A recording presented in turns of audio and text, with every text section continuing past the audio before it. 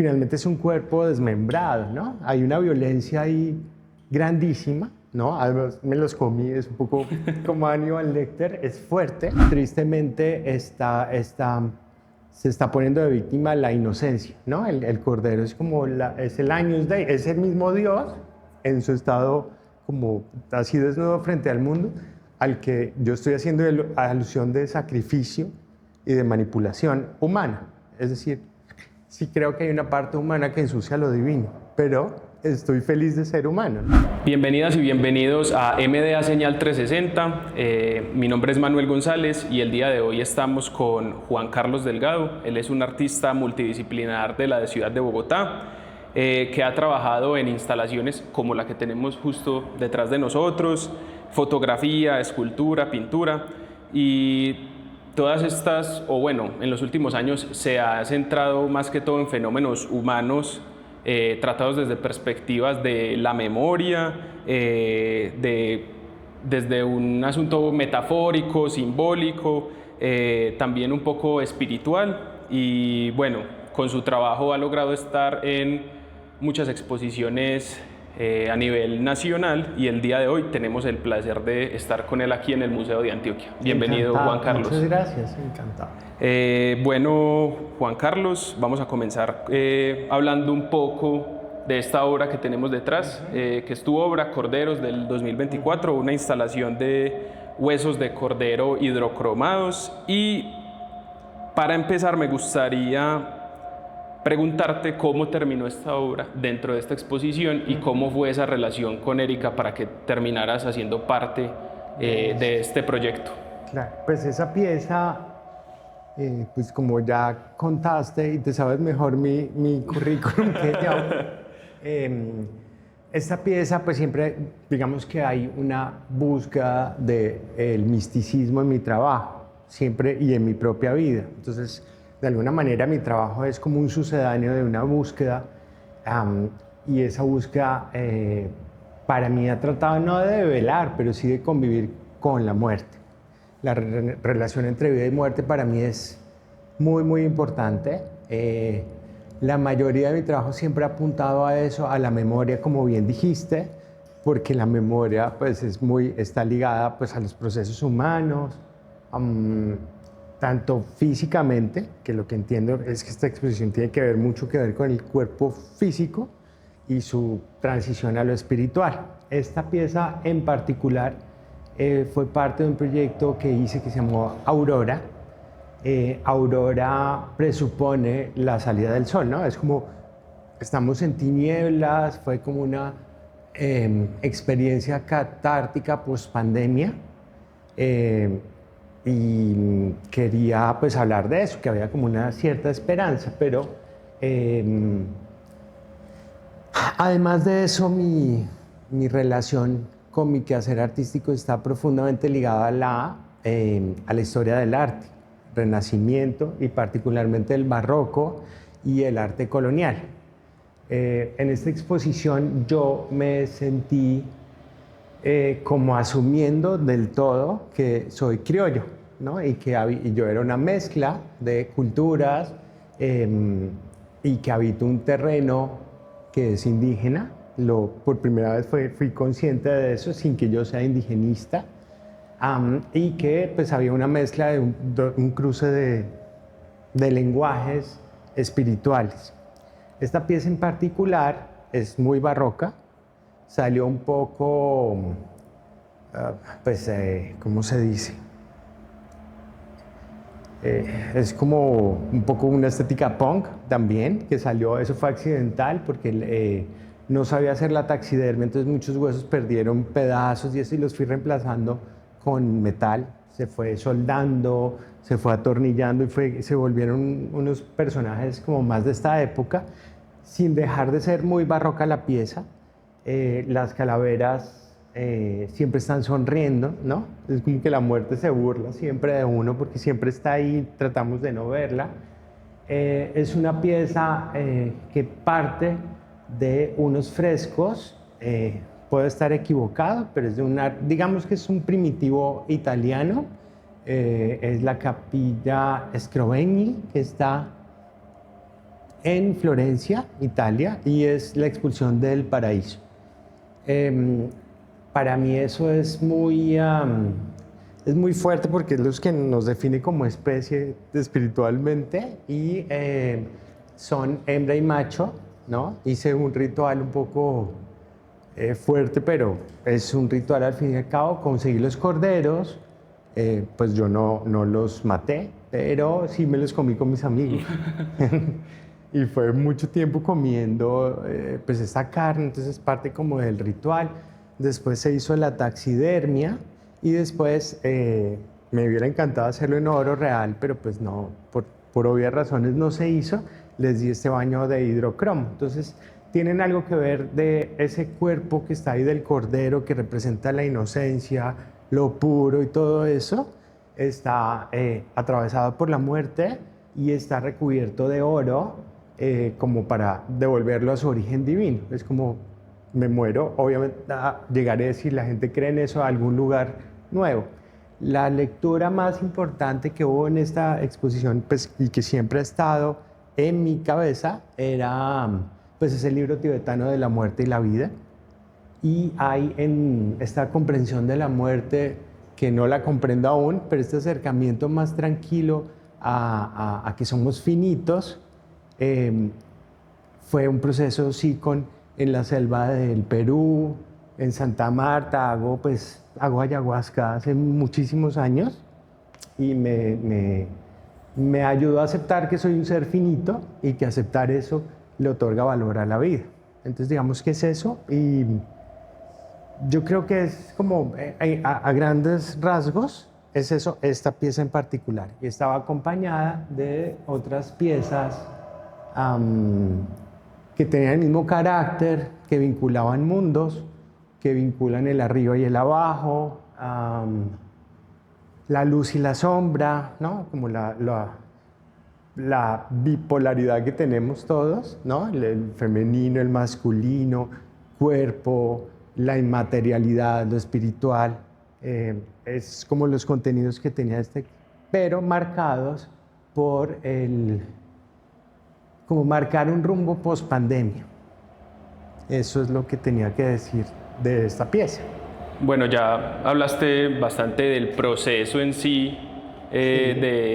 y bueno, y de la técnica incluso, pero quería preguntarte antes de comenzar pues como con este trabajo, ¿qué imágenes inspiraron este mismo trabajo? ¿Qué de pronto obsesiones? ¿De dónde viene este...? Hay mucha relación mía con el barroco, particularmente. Y calaveras, unas muy fuertes, en Roma, ¿no? Hay muchas iglesias subterráneas donde están pues, enterrados los monjes, ¿no? También las catacumbas. Entonces ahí viene apareciendo esto, pero particularmente en la iglesia de San Pedro, al lado, si uno entra al costado izquierdo, hay una calavera que está corriendo el velo oscuro y tapando, como arropando con la oscuridad a la humanidad. Y esa imagen siempre estuvo ahí grabada. Y digamos que eso a nivel de imagen es completamente barroco el pensamiento, la influencia, es mi manera de presentarlo muy barroca, pero el detonante es la capella Scrovegni, que yo creo que es de Giotto o alguno de estos. Es que hoy no tengo tan buena memoria, pero los primitivos flamencos y la expulsión de Adán y Eva del paraíso es algo muy, muy presente. También Cranach, o sea, se retroalimenta en la historia del arte, pero particularmente del barroco. Y después, cuando ya la estaba haciendo, ¿cómo se llama este diseñador? McQueen, que fue el que se suicidó, tal vez. Bueno, puedo estar equivocado, pero él era un artista que incursiona en la moda. No creo que fuera alguien de la moda que incursiona, sino que hizo esto y empezó en algún momento a hacer una serie como de personajes híbridos en que el esqueleto era más importante que el resto. Entonces empezó a vestir como con huesos o alusión a la muerte a sus personajes. Lo vi y yo no soy muy interesado por el tema de la moda, pero lo encontré y para mí fue como encontrar que había un vínculo, porque él es como de esta época y habla de esos temas. Y eso creo que al haber incluido los tornillos, que fue accidental, platinas, para mí es un hit. También es un referente importante las reliquias que hay católicas, que uno nunca sabe si es verdad o si simplemente era un truco para atrapar turismo espiritual, pero no dejan de tener un aura muy importante. Entonces yo entendí con esos objetos que el hacer creer a un colectivo una idea le otorga poder energético a un objeto. Y eso es para mí muy importante. Es como encriptar algo indescifrable le da mucho más interés y profundidad, que finalmente lo está conectando a uno es con su propia esencia, pero desde el colectivo. Creo que eso es lo que podría decirte de esa pieza. Tu obra suele tomar pues como referencia la imagen como parte de la memoria para conectar el pasado con el presente. Sí. Y creo que esa es un poco la idea también de esta sala, pues una de sus tantas ideas. ¿Cómo crees que conecta desde esa perspectiva esta obra con el resto de la sala y con las otras obras que podemos ver también acá? Yo creo que esta pieza tiene una historia con Erika particular. A ella le gustó muchísimo la pieza en la exposición que hice. Con Erika hay como una relación cercana desde que la conozco y desde la historia del arte, del cine, toda esa fascinación. Eso fue como el vínculo que detona un poco pues estar acá, pero particularmente creo que eso que tú dices de revisar el pasado para traerlo al presente es para mí liberar el futuro, ¿no? Eso es importante. Y yo creo que la inclusión de la pieza para Erika es porque finalmente es un cuerpo desmembrado, ¿no? Hay una violencia ahí grandísima, ¿no? Además me los comí, es un poco como Hannibal Lecter, es fuerte lo que hice, pero hice un ritual, creo que se llamaba oblación, cuando quemaban nacían los bebés, entonces uno lleva el cordero y lo quema. Está todas esas obras de Caravaggio, del sacrificio de el señor que mata a su hijo porque Dios le manda, entonces llega el ángel en el momento en que lo va a matar y lo para. Tiene mucho eso de un ritual profundamente religioso, pero tristemente se está poniendo de víctima la inocencia, ¿no? El cordero es como es el Agnus Dei, es el mismo Dios en su estado como así desnudo frente al mundo, al que yo estoy haciendo alusión de sacrificio y de manipulación humana. Es decir, sí creo que hay una parte humana que ensucia lo divino, pero estoy feliz de ser humano, ¿no? Es eso. Hay algo de sexualidad en la pieza, y de perversión, están toteados de la risa, ¿no? También entre ellos, y hay algo muy macabro, ¿no? Y es como un mito fundacional, ¿no? Adán y Eva es supuestamente de lo que venimos, pero tendrá en cada cultura sus nombres. Pero lo que yo creo que le interesó a Erika es la relación vida y muerte y el desmembramiento de un cuerpo limpio, ¿no? Puro. Creo que esa es la relación que tiene y que como que la violencia ya pasó por ahí, ¿no? Y es lo que quedó y que trato de enmendar el acto violento con cubrirlo de oro. Eso creo que es la razón. Ya que mencionas un poco la religión y también que mencionas un poco la perversión que hay en la misma instalación, ¿qué pensás de que este espacio donde está la obra nos reciba con una cita de Dante Alighieri hablando específicamente del infierno? Me parece que es completamente pertinente. Es una imagen dantesca. A esta pieza la acompañaba una torre de Babel que tiene los círculos de Dante Alighieri. Estaba tumbada, hablando de un fracaso pues, de diálogo entre civilizaciones, en este caso lo europeo con lo indígena, era mi alusión, pero me di cuenta que la estructura de Dante Alighieri, que lo lleva uno al inframundo, también es el inframundo y la manera de llegar de los indígenas es en espiral, y también el número 7 está presente, pero también las construcciones de las malocas hacia arriba tienen eso, es como lo de Dante Alighieri puesto al inverso. Entonces me parece que es completamente pertinente, me parece que el espacio está bien porque parece como una nave de una iglesia lateral, de esas pequeñas capillas, entonces le da ese carácter sagrado a la pieza. Y ya, eso creo que es lo que tengo que decir. Un poco esta exposición desde, pues no solo desde las obras que tiene, sino también del diseño, la museografía, tiene mucho que ver con lo visceral, pues desde los colores, la textura, y en tu obra también es muy recurrente, pues como que lo material pues tome como algo muy importante. ¿Qué crees que le aporta lo material a la imagen? Pues en mi caso, por ser artista plástico, lo material es todo. Yo creo que uno, a pesar de los conceptos que tiene y de las fantasías que uno tiene con su propia obra, el material por sí solo habla, ¿no? Y uno podría contar la historia del arte desde la utilización de materiales, ¿no? Entonces, el oro, entonces tiene la historia precolombina, tiene la historia del barroco, ¿no? Tiene en lo que se convierte el oro hoy, que es como pervertido totalmente, ¿no?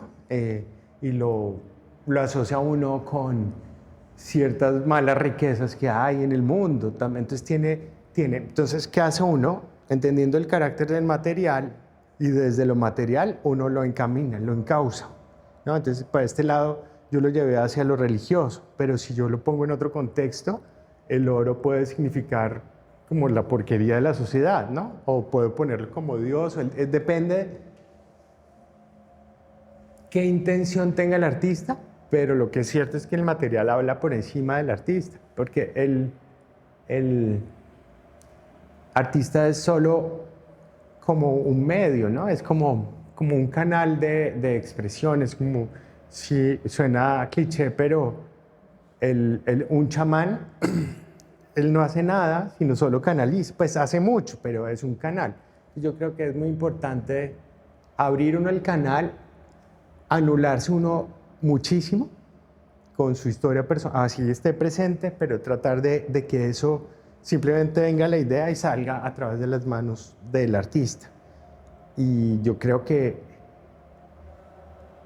incluso el arte conceptual que trata de desmaterializar el arte, pues nunca lo va a lograr. Creo que esa es la gran tragedia del artista, es que tiene que concretar en lo material, así sea para hablar de lo espiritual, pero si no, el conceptual que se fue tanto al texto y todo eso, sin el texto tampoco es nada, ¿no? Pues creo yo, puedo estar en un error muy grande, pero es muy importante. Como que yo sí creo que no habría alma sin cuerpo, ni viceversa. Es como eso mi respuesta. ¿Crees que hubiera cambiado algo si lo hubieras bañado en oro? Pues yo cuando lo vi, cuando llegó acá a la sala, pensé que podía ser oro. Quizás no soy tan bueno diferenciando No, pues sí. eso, pero ¿crees que si realmente estuviera por cubierto en supuesto, oro? tendría un poder superior. Eso sí estoy seguro, pero pues no dio para tanto.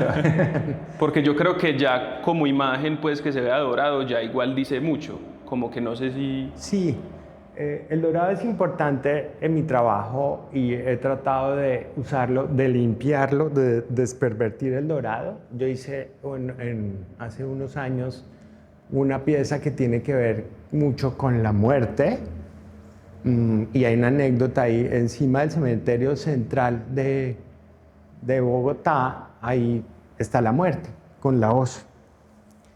Y ese cementerio está rodeado por unas cruces muy grandes que son de la orden de la de Velázquez, Santiago, y cada esquina de la cruz tiene como oculto unos significados y un devenir espiritual. Y lo que hice y lo que detona fue la anécdota que yo caminaba mucho por ese cementerio y un día empezar desde arriba, donde está la calaca, había un amigo, yo no sabía que estaba restaurando a la muerte y era como un proceso de tanato estética y empezó a decirme, Juan, vengo por ti. Yo, marica, ¿qué está pasando acá? Además, yo vivo muy en otro, pues muy metido en mis pensamientos. mm, y quedé conectado con esa calavera que está allá encima en el portón de la Ciudad de los Muertos. Y al salir, pues encontré pues, que estas cruces son muy importantes y muy importante el cementerio central en la historia del arte. No sé si es muy local de Bogotá, pero María Fernanda Cardoso. Yo pensaría que el cementerio también es importante para Oscar Muñoz, que hay muchos artistas que han hablado de eso, y el cementerio central es particularmente importante. Cogí las cruces que franquean como la frontera entre la vida en la ciudad de los muertos y la de los vivos, la repliqué del tamaño de un burladero de toros y dije, voy a tratar de burlar la muerte.